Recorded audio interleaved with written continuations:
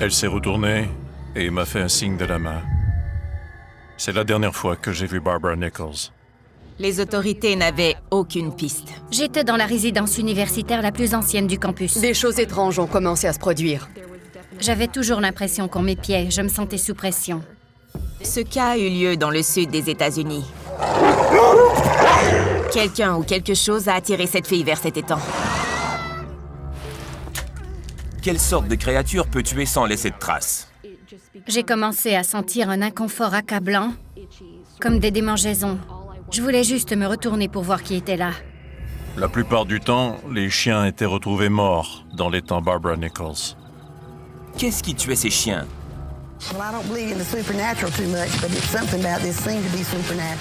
Mon niveau de peur était à son comble. Elle n'existait plus juste dans les rêves. Et j'étais terrifiée. Ce cas a tous les éléments d'une vengeance paranormale.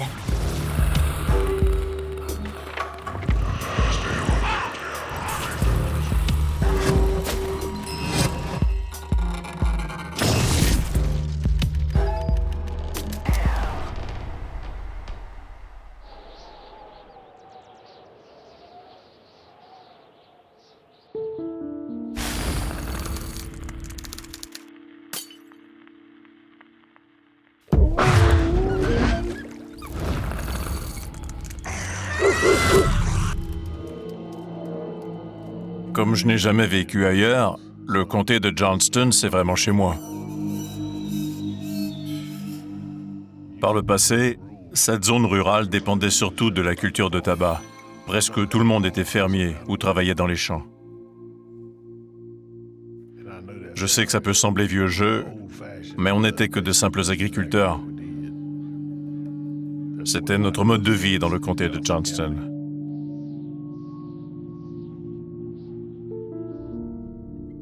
C'est un lieu riche en histoire, aussi vieille que la terre. Les légendes abondent dans ces forêts reculées et dans ces marécages nauséabonds. Souffrances, sorcières, fantômes. Des histoires à faire frémir de peur.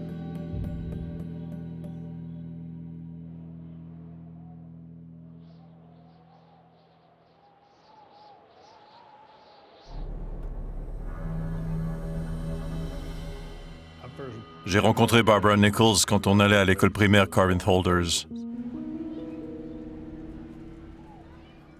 On prenait le même autobus scolaire pour aller à l'école et rentrer à la maison. Mais je ne lui parlais pas vraiment parce que j'étais amoureux d'elle.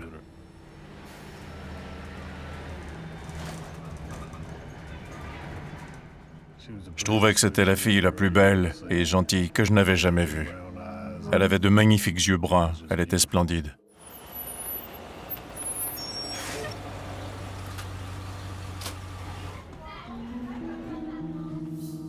Ce jour-là, Barbara Nichols est descendue du bus et je ne l'ai pas quittée du regard, étant donné mon béguin pour elle. Elle s'est retournée et m'a fait un signe de la main. J'ai fait pareil. On a continué jusqu'à ce que le bus reparte. Et j'ai alors compris que je lui plaisais autant qu'elle me plaisait. Je l'ai vue se retourner et commencer sa longue marche vers chez elle. C'est la dernière fois que j'ai vu Barbara Nichols. Quel triste jour.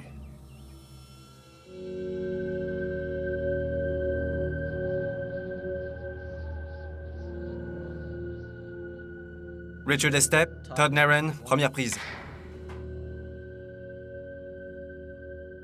Ce cas est inhabituel et fascinant.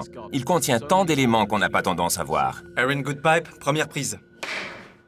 Ce cas a eu lieu dans le sud des États-Unis, où les marécages, les histoires et les légendes abondent. Cette fois, il s'agit de la disparition d'une fillette. Et la suite de l'histoire contient de nombreux tournants inattendus. Le bus passait dans cette direction quand on rentrait de l'école. Et c'est ici que j'ai vu Barbara Nichols pour la dernière fois quand elle est descendue du bus ce jour-là. Tous les jours, elle devait marcher environ 1,5 km jusqu'à sa maison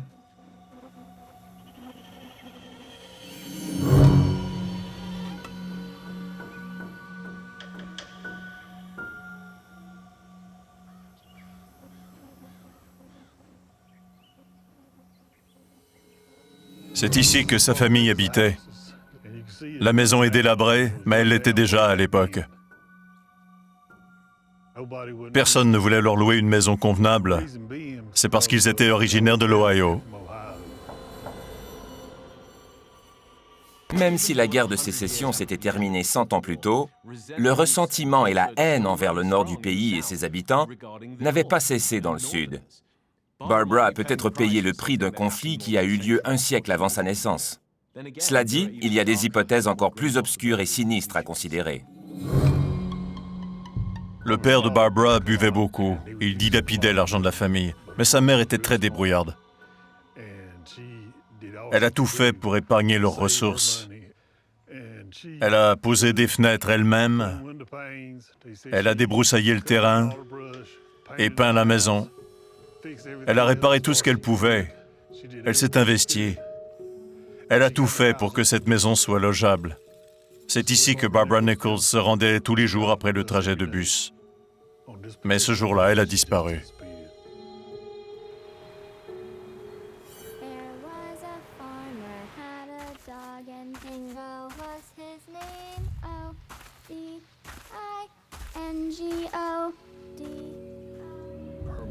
Quand ses parents se sont aperçus qu'elle n'était pas rentrée à la maison, ils se sont rendus à la route et se sont mis à arrêter les voitures qui passaient pour dire aux gens que leur fille avait disparu et leur demander s'ils avaient vu Barbara. La police locale s'est dépêchée pour coordonner des recherches d'envergure. On a demandé l'aide de voisins, de pompiers et de toute personne prête à aider à ratisser la forêt dense autour de la maison de la fille disparue pour trouver des indices afin de la retrouver. De prime abord, ce cas ressemble à bien d'autres. Il s'agissait peut-être d'un prédateur, d'un traqueur, d'un pédophile qui s'en est pris à la petite Barbara Nichols. Cela dit, certains indices récoltés ont changé le cours de l'enquête. Chaque jour, alors qu'elle rentrait chez elle à pied, après l'école, Barbara Nichols devait longer cet étang.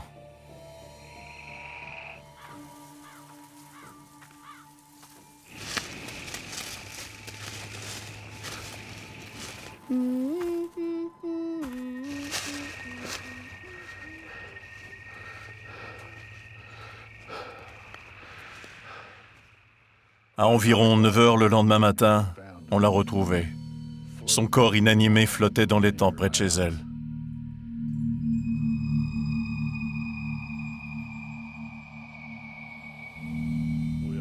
On était tous retournés à l'école ce jour-là et nos professeurs nous ont annoncé le décès de Barbara Nichols. On était sous le choc. On savait que les vieux allaient mourir, mais on ignorait que les enfants pouvaient mourir aussi. Ça m'a brisé le cœur. Je ne reverrai plus jamais Barbara Nichols. Les membres de sa famille ont décidé de partir vivre ailleurs. C'était trop insupportable de vivre là où la tragédie avait eu lieu. Ils ont déménagé. Les autorités n'avaient aucune piste. Il fallait penser au fait que Barbara Nichols prenait ce chemin tous les jours. Ça lui prenait de 15 à 20 minutes pour se rendre de l'arrêt d'autobus à la maison. Il fallait penser à qui était au courant de ses déplacements. Qui ou qu'est-ce qu'elle a croisé sur sa route?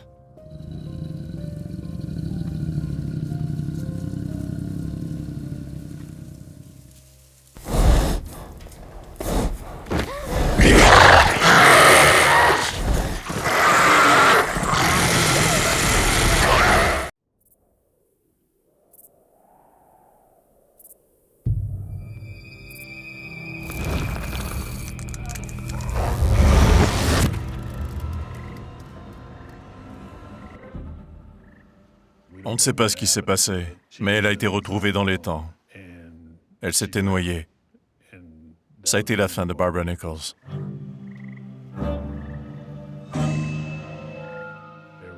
Quelqu'un a voulu faire du mal à Barbara.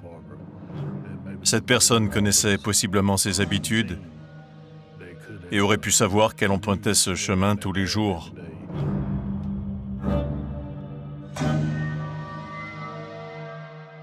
c'est le pire cauchemar de tout parent. À l'âge de 7 ans, Barbara Nichols a peut-être été tuée par un prédateur d'enfants. C'est ce qu'on supposerait par réflexe. Mais selon l'enquête policière, ce n'était pas l'hypothèse la plus probable. Le rapport d'autopsie a révélé qu'elle est morte noyée. Pourquoi s'est-elle éloignée de son chemin pour aboutir dans l'étang? Le corps de Barbara Nichols n'avait pas de traces d'agression. Ça porte à croire que quelqu'un ou quelque chose a attiré cette fille vers cet étang. On m'a dit qu'elle s'était noyée.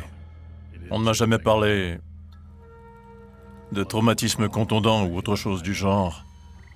Ça ne mentionnait que la noyade.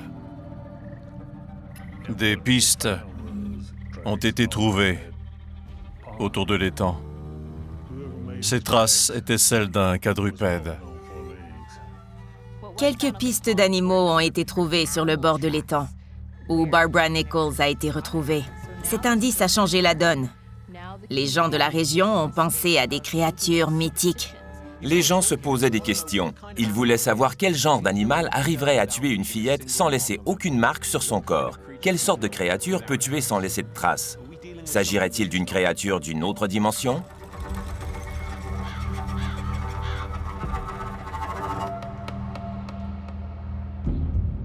Après ce drame, on s'est dit qu'un être surnaturel en était l'auteur, mais c'était impossible à prouver. Les autres enfants et moi, on se disait que le meurtrier de cet enfant était un fantôme. On imaginait plein de choses. C'est à ce moment-là que les choses ont pris une tournure étrange.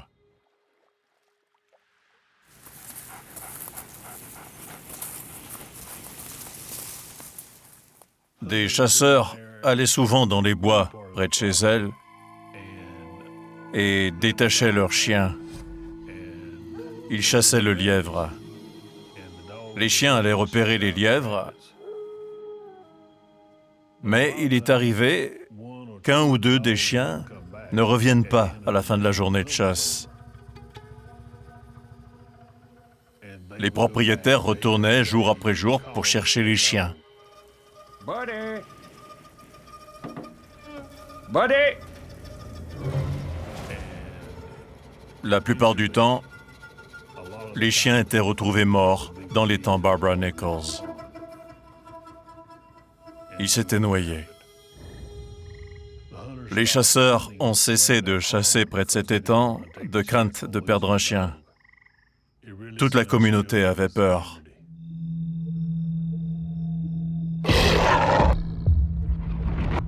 Selon une légende, il existe une créature appelée la bête de Bladenboro. Terrorized everybody in Bladenboro, pretty much. I mean, it scared people. Well, I don't believe in the supernatural too much, but it's something about this seemed to be supernatural. Bladenboro est une petite ville à une centaine de kilomètres d'où le corps de Barbara Nichols a été trouvé. Selon des témoins, cette créature ressemble à une panthère noire monstrueuse, un gros félin. Au fil des ans, de nombreux groupes sont allés à la recherche de cette bête maléfique pour la tuer, mais elle n'a jamais été trouvée.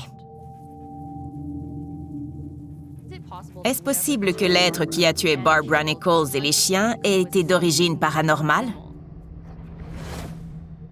Il suffit d'analyser les pistes pour avoir la réponse. Les traces qu'ils ont trouvées près du corps de Barbara Nichols, il devait y en avoir d'une dizaine de bêtes. Comme une meute, en fait.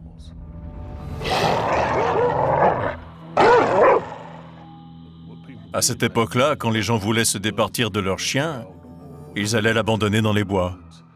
C'était une façon de donner une seconde chance aux chiens, plutôt que de l'abattre.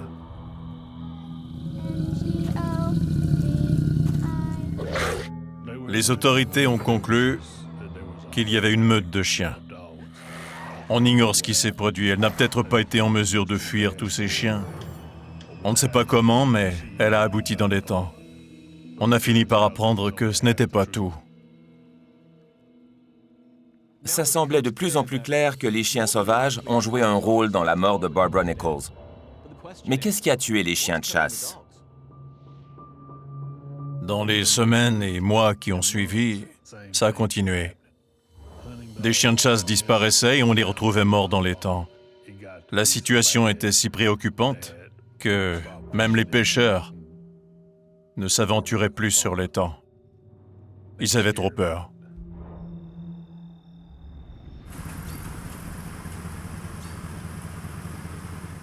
« 12 ans après la mort de Barbara Nichols, mon oncle, qui vivait dans le comté de Wade, m'a appelé.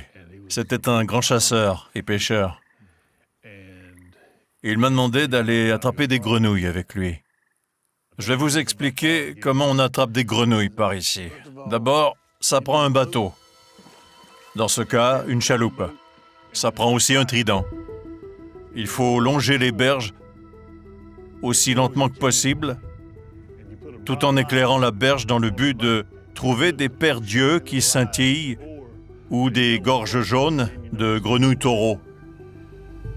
Quand la grenouille est bien grosse, elle est bonne à manger. Quand on en trouve une, il faut la piquer comme ça. On a sillonné quelques étangs sans trouver de grenouilles. J'ai donc décidé de prendre le risque. Je me disais que les gens évitaient l'étang Barbara Nichols depuis des années, alors il devait y avoir des grenouilles. On est monté à bord du bateau et on a commencé à chercher le long des berges. J'ai tout de suite pensé à Barbara Nichols. Je me suis dit qu'on n'était pas censé être là.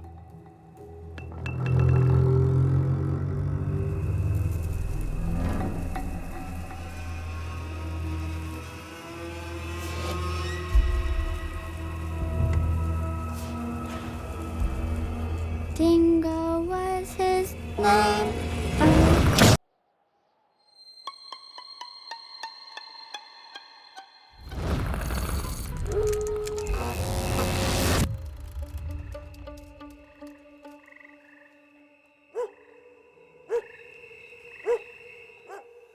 On a entendu un chien, au loin.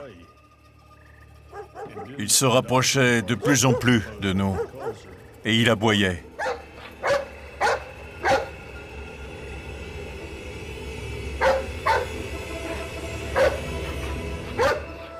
C'était un chien de chasse, et tout à coup, on l'a vu sauter à l'eau. Il a commencé à nager vers nous à toute vitesse.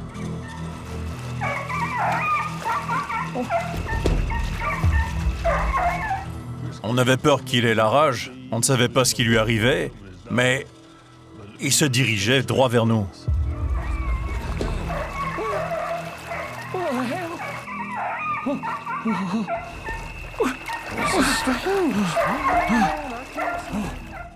Une fois rendu tout près de nous, il a soudainement disparu sous l'eau. On ne l'a plus revu. On ne l'a plus entendu non plus. Fini.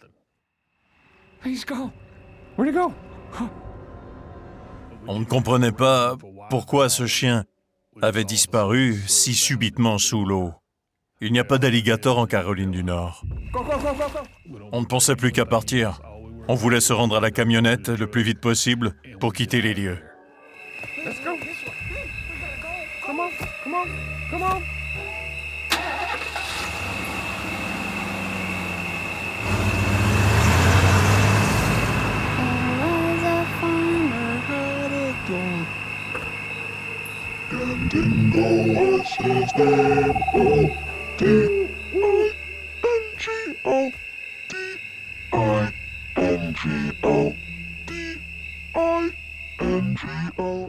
Mon niveau de peur était à son comble, parce que je savais ce que c'était. Je n'en ai pas le moindre doute. Barbara Nichols a tué ce chien.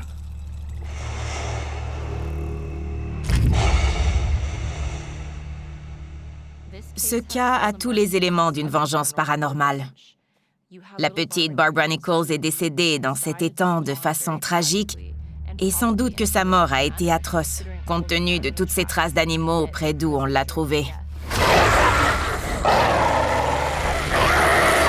On peut comprendre son désir de vengeance envers tout chien, innocent ou non, qui s'aventure près de l'étang.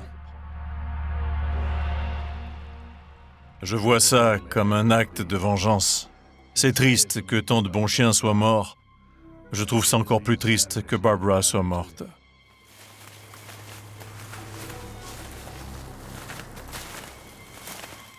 L'étang est encore là. Après toutes ces années, ça fait déjà très longtemps. Et il s'appelle encore l'étang Barbara Nichols. Je ne suis pas revenu depuis des années. Et ça me perturbe de me retrouver ici. Ça me rappelle de vieux souvenirs.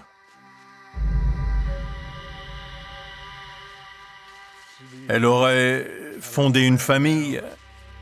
Elle aurait eu des enfants. Comme nous tous. Il n'a fallu qu'un jour, qu'un moment fatidique pour tout changer.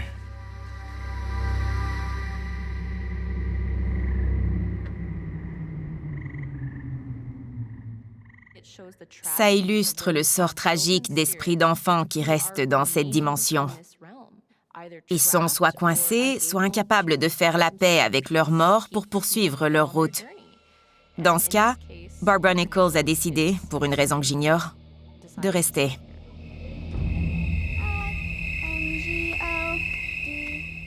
Je sais que l'univers paranormal existe.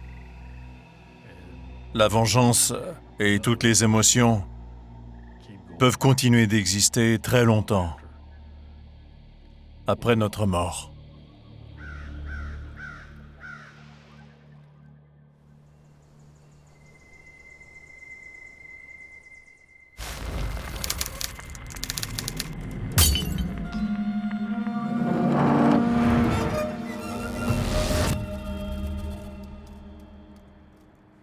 J'ai grandi dans la petite municipalité de Madisonville, dans l'ouest du Kentucky.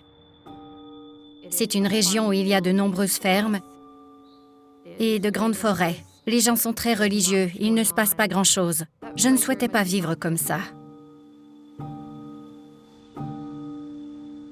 Quand j'ai fini l'école secondaire, je suis allée à l'université dans l'est du Kentucky. J'étais inscrite à un programme spécialisé. Je faisais une double concentration en histoire et en anthropologie. J'ai adoré mes premières années d'université. Jusqu'à ce que je change de résidence. J'y ai vécu une histoire d'horreur.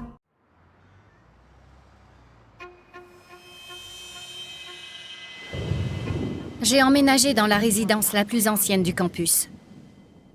C'était un vieux bâtiment de briques très imposant, avec une galerie le long de la façade. Le genre de lieu qu'on voit dans les films d'horreur, surtout quand c'était désert lors de congés et que j'y étais seule. C'est un grand bâtiment imposant. Erin Goodpipe, Stephanie Bingham, deuxième prise, prêt. Le cas de Stephanie Bingham est fascinant et assez original. Tout a commencé quand elle a emménagé dans une nouvelle résidence universitaire dans le Kentucky. Tony Lewis, Stephanie Bingham, première prise. Après son emménagement, des choses étranges ont commencé à se produire. En tant qu'enquêteuse, j'en tiens compte. Ce cas présente un mobile intéressant.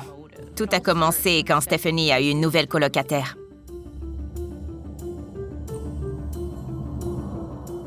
Dans la résidence, je partageais une chambre avec une autre étudiante.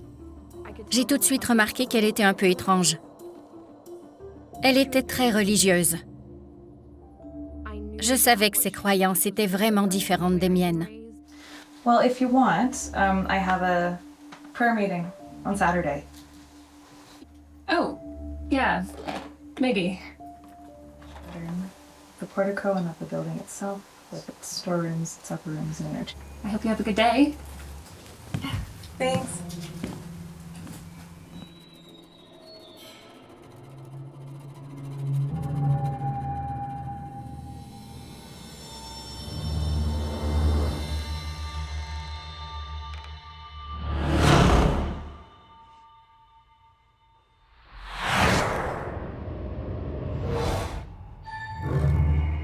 Quand j'étais dans le bâtiment, j'avais toujours l'impression qu'on m'épiait. Je me sentais sous pression.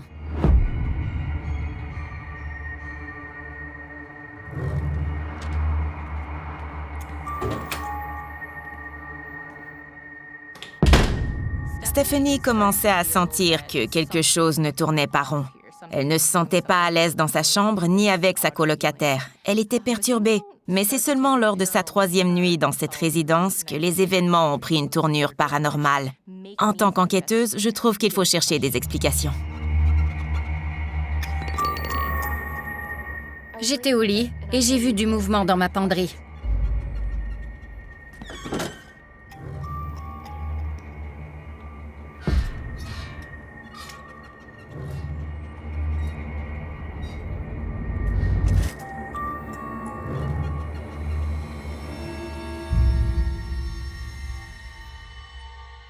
J'en ai parlé avec des voisines de palier et elles ont dit qu'elles avaient vu la même chose, mais que personne ne s'y cachait.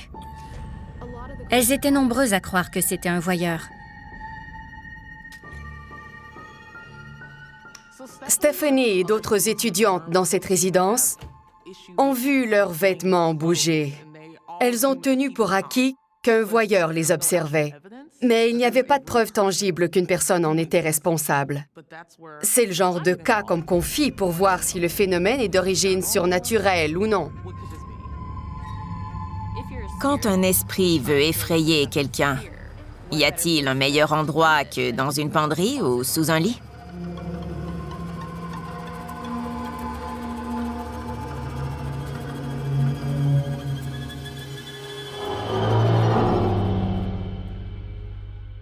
Dans notre chambre, on accrochait des cartes de notre famille au mur.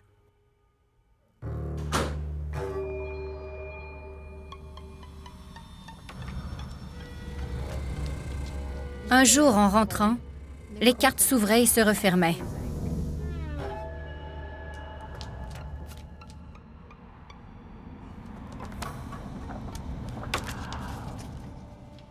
Il n'y avait pas de courant d'air près des cartes, du tout.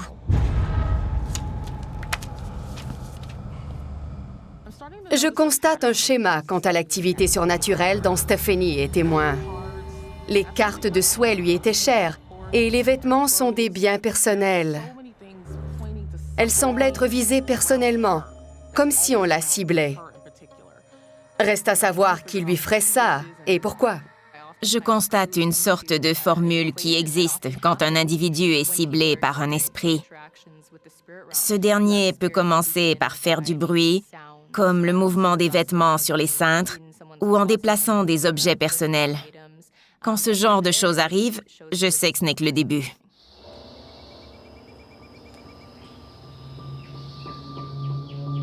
En rentrant dans ma chambre un après-midi, j'ai croisé une amie qui s'est confiée à moi.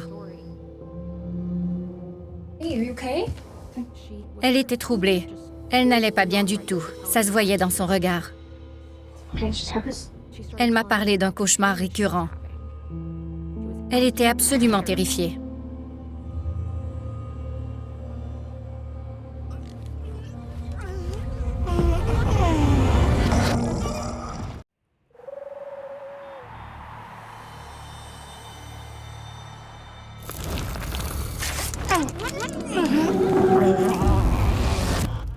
Au pied du lit, il y avait une fillette.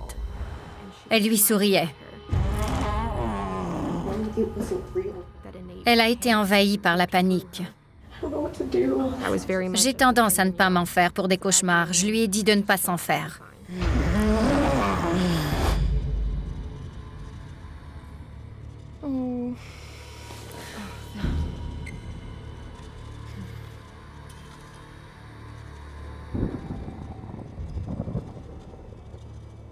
Quelques jours plus tard, une autre amie est venue se confier à moi.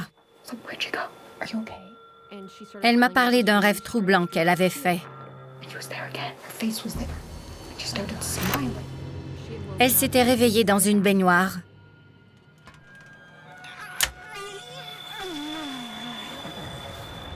Et au bout de la baignoire, il y avait cette fillette.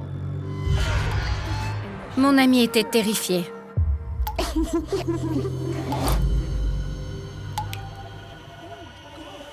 I don't even know if it was real. Ces jeunes femmes étudiaient dans des programmes différents et ne vivaient pas dans la même résidence. Elles n'étaient pas dans la même année d'études non plus. Rien ne les reliait. Ce n'était plus qu'un cauchemar isolé. Je ne savais pas ce qui se passait ni pourquoi elles avaient si peur, mais je savais que c'était suspect. Quand plusieurs personnes font le même rêve, ce n'est pas forcément un phénomène paranormal. Mais c'est possible. J'ai l'impression que ces étudiantes ont senti la présence de cette fille. Parce que peu importe son origine, elle était très puissante. Je crois que, comme notre conscience est altérée quand on dort, on peut être plus vulnérable au monde des esprits qui nous entourent. Dans ce cas, il faut tenter de comprendre l'intention de ce supposé esprit enfant.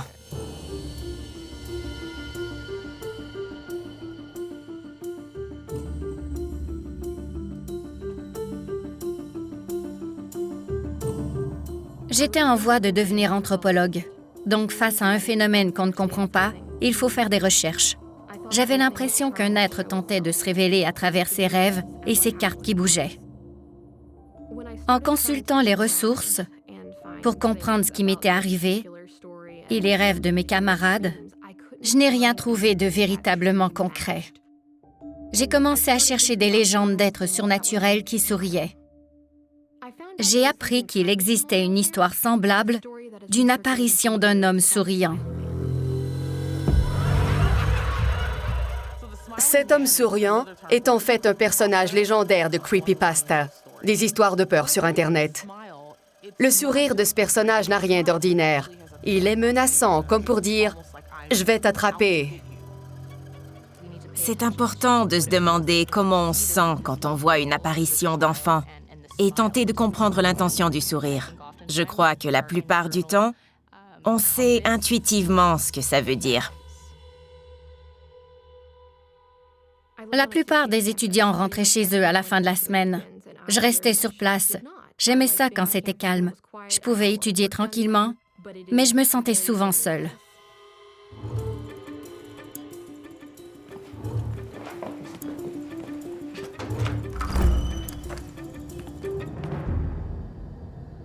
Je détestais faire ma lessive parce que la buanderie était au sous-sol.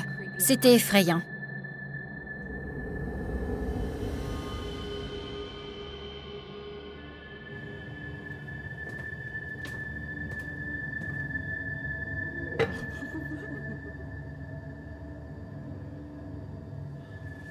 Je sentais un regard qui me fixait derrière mes épaules.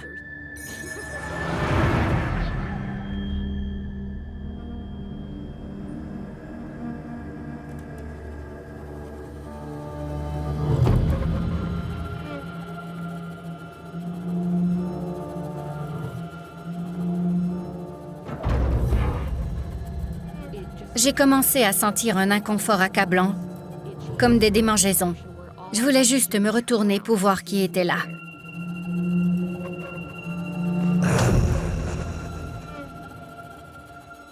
J'ai entendu un grognement derrière moi.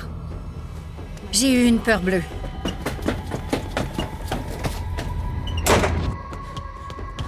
Je n'en pouvais plus. Il y a des entités qui se présentent comme des enfants pour attirer leurs victimes. Je crois que c'est parce qu'en tant qu'être humain, les enfants nous touchent droit au cœur. Les esprits le savent et ils en profitent. Ma colocataire était dans notre chambre quand je suis rentrée et je lui ai tout raconté. Elle m'a dit que j'allais brûler en enfer. Puis il s'est passé autre chose.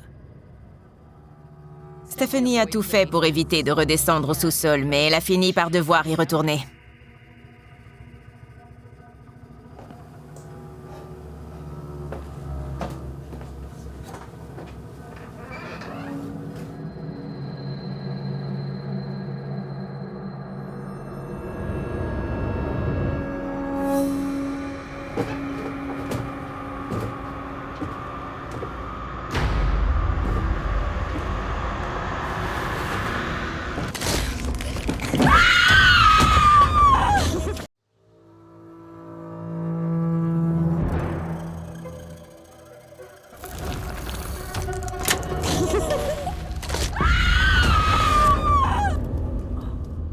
J'ai déboulé le tiers des marches avant de pouvoir agripper la main courante.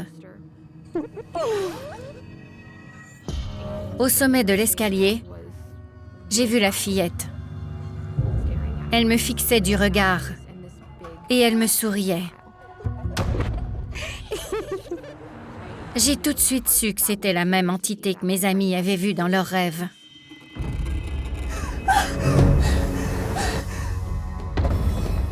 J'ai monté les marches à toute allure pour tenter de l'attraper.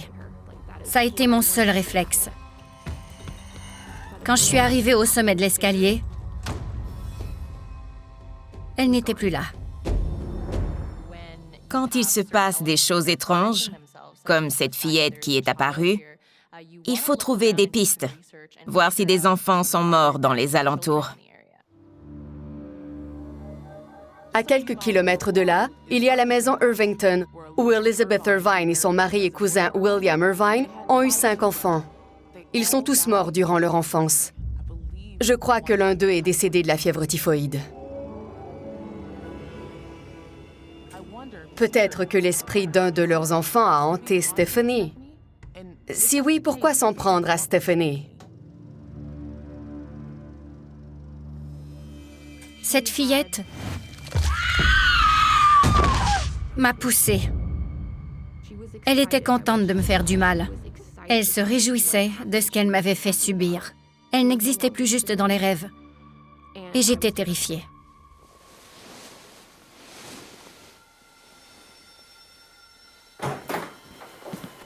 What are you doing? Nothing. Quand je suis retournée à ma chambre pour raconter ce qui s'était passé à ma colocataire, I've seen her in the laundry room. She grabbed my leg and she pulled me down the stairs. je ne m'attendais pas à la suite. I don't know.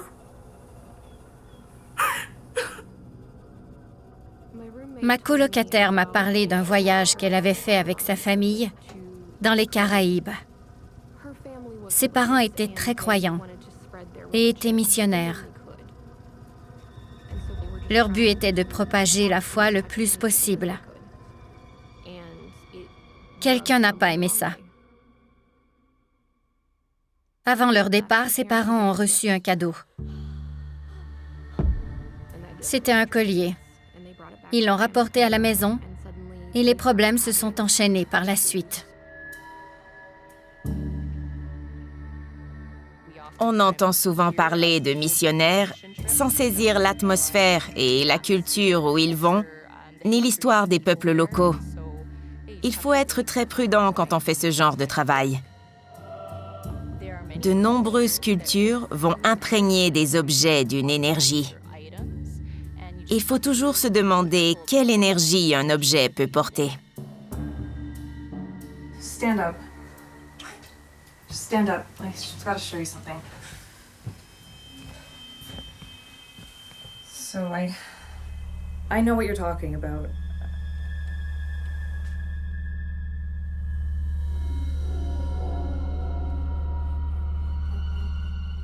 Pour protéger ses parents, ma colocataire a apporté le collier à l'université. Elle l'a caché sous mon matelas.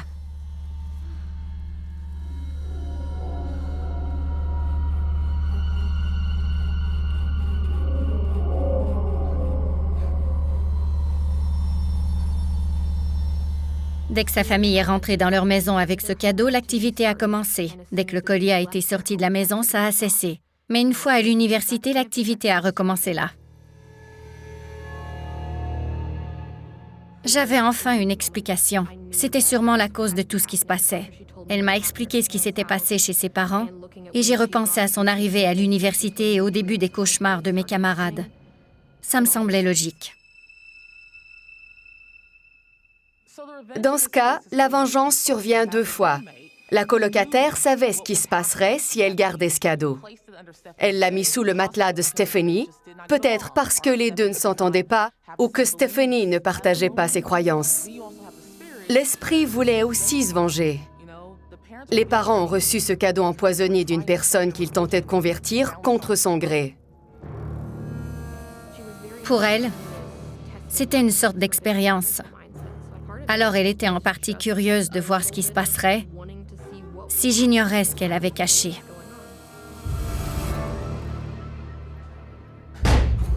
Il n'y avait pas beaucoup de solutions possibles pour me débarrasser de ce collier et de l'entité.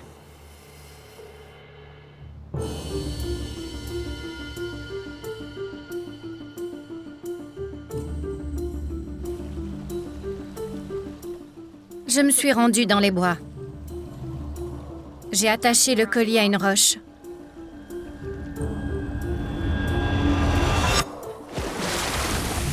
Et j'ai lancé le tout au fond d'une rivière. De cette façon, la fillette attachée à ce collier a pu se libérer et retourner d'où elle venait. Elle ne pouvait plus faire de mal du fond de l'eau.